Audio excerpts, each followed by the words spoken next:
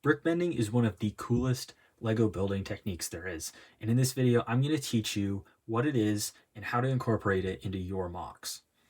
Brick bending is possible because when you attach 1x2 bricks or 1x2 plates like this, there is a very small gap between them, which allows you to turn the pieces ever so slightly that results in a 2-degree curve between these two parts. Now, there isn't much you can do with a 2-degree curve in a Lego build, but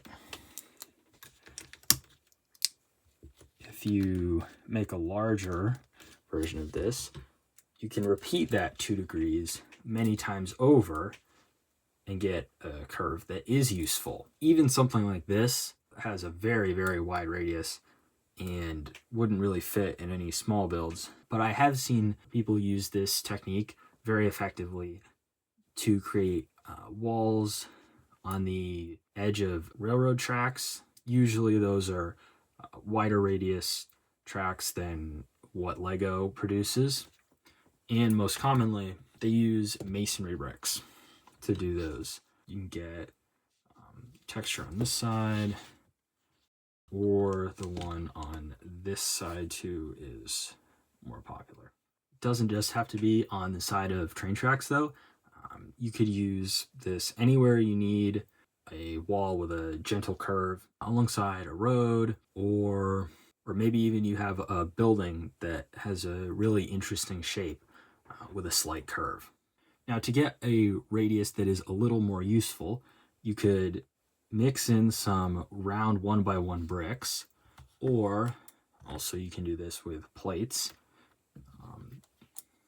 to achieve a much smaller radius of a circle. I've seen this technique here used for silos pretty frequently. This technique allows you to get a circle that is small enough to be used for a minifigure scale silo. And this technique has the added benefit of not putting as much stress on the parts as this one, because when it is flexed to its max, there's a lot of stress on these pieces and it's fairly easy to break.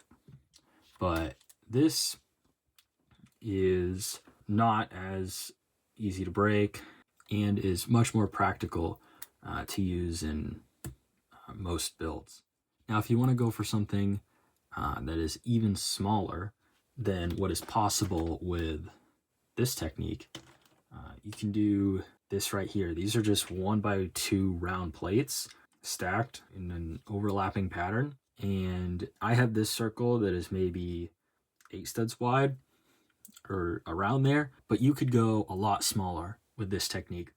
I like using this for any sort of curved stone wall, or even just a little like a divider between grass and flowers, or anything like that.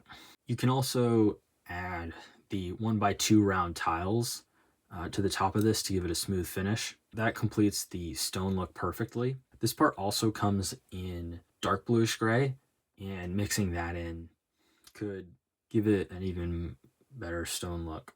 And this one, even more so than the previous two, is very flexible. So you can see you can kind of push on it and make all kinds of shapes. And of course, it will be easier to move the shorter your stack is, because there will be less friction. So I have a decently high stack of plates here.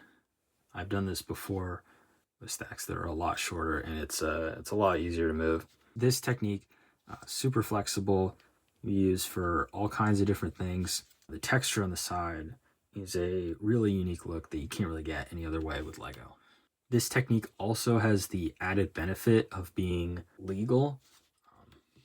Typically, with brick bending like this, this puts stress on the pieces, which makes it an illegal building technique.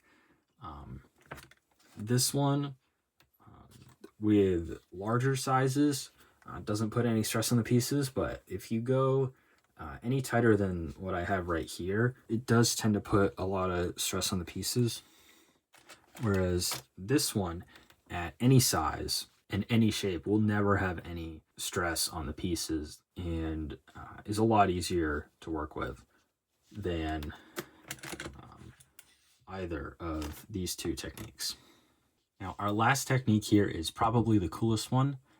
We start off with this strip of 1x2 plates and 1x2 tiles. Now, of course, just like with the 1x2 bricks, it can bend this way, but because it is 2 layers, it can also be bent this way, and the spacing between these tiles is more than with bricks, ever so slightly more, which allows you to get a tighter curve than would be possible with this technique. So there's a lot of really interesting things you can do with this, especially when you stack them together. You can bend them all at once. I've seen people use this most commonly for roads.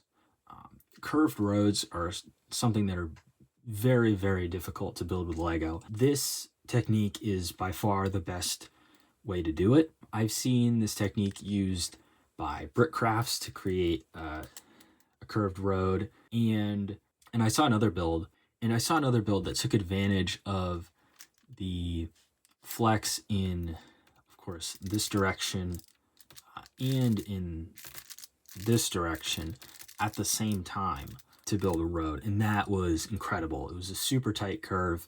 Something like that is only possible with a technique like this.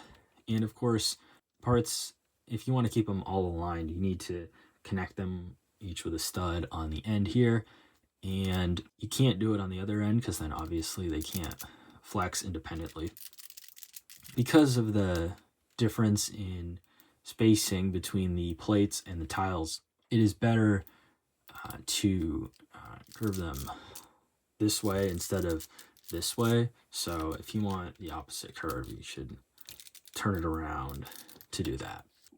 That's it for this video. Thanks for watching. If you know of any other brick bending techniques that are useful, please leave those in the comments below. And if you're going to do that, please use Bricklink names and part numbers to describe the pieces you're talking about. That'll just make it easier for everyone to understand you. And really appreciate if you do that. I love learning new building techniques. It's one of my favorite things. But that's it. Thank you for watching, and I'll see you in the next one.